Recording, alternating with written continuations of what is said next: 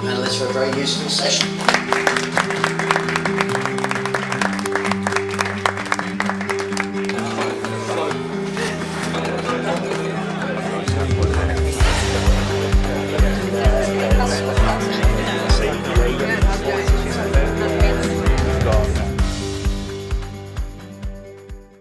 What are the major trends in asset management analytics today? So asset management in the last couple of years has had a lot of pressure, especially around fees and competition from passive investments.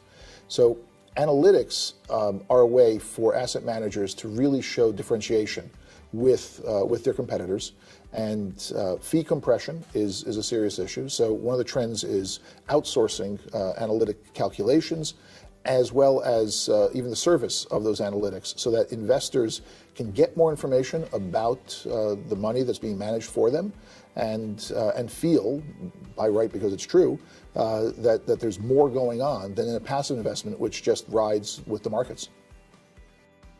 How are the most sophisticated asset managers positioning themselves for the next 5 years?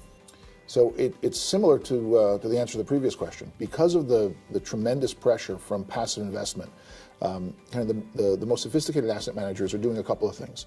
One, they're adding passive investments to their portfolios so that investors can try those out. But they're really piling on the information about the active management, justifying why is it that active management is valuable, right? So you're paying more for it. What are you getting for that? During market rises, what you're getting for it is a nuanced investment style from the manager. You're also getting far more information about the performance attribution, the risk attribution, why they're taking the bets that they're taking.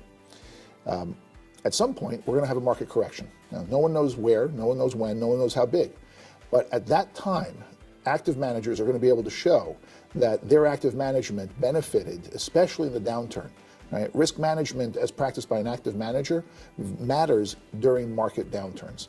Passive investments simply ride the markets. So, if we have another major correction of 20–30%, my money says that active management will not be down nearly that much, and it's going to be due to the tremendous analytics that they've been sharing with their investors. What demand is there from end clients for a self-service approach? So some clients like the idea of self-service, right? We've grown accustomed to interacting with technology and customizing it for our own use, right? That's our own computers. That's the way we interact with social media. It's the way we interact with all of the apps on our phones. We've customized it just for us. It's personal. On the other hand, other end investors, other end clients, they want that taken care of for them. So they want more of a managed service. They don't want to have to configure things themselves. They want someone else to take care of it. So in fact, at StatPro, we offer both for exactly that reason, because it's all about customization.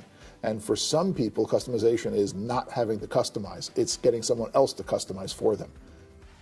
Are small and mid-sized asset managers building new digital capability to interact with clients, or are they using third-party services? So they're actually doing both. Right? As is typical, large asset managers tend to do things on their own. They've got the resources, the staff, and they like to build things themselves. The smaller asset managers see the trends, and they may not have the resources to do it that way, and so they outsource. Now, because of the fee compression, and that was true, I'd say, 3 to 5 years ago. In the last 2 or 3 years, we've even seen the large asset managers and the large administrators for asset managers outsourcing. Because, again, they can do it at a more cost-effective point. They then customize the outsourcing. So there's an interaction between the outsourcer and the asset manager or the fund administrator to take the information and present it the way they want to present it, under their logo, making it look like it's their product. And that's been a trend. So the outsourcing trend is actually in both large and small. It's more full outsourcing among small, and it's a partial outsourcing among the large.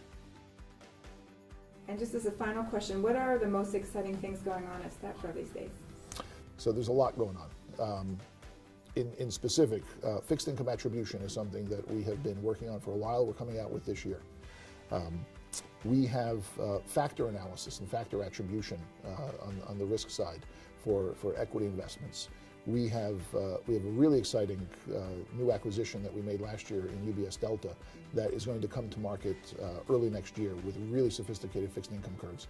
So between fixed income and equity, and of course all the cloud computing that we've been doing for such a long time, it's a combination of the right technology and the right functionality coming to roost at the same time.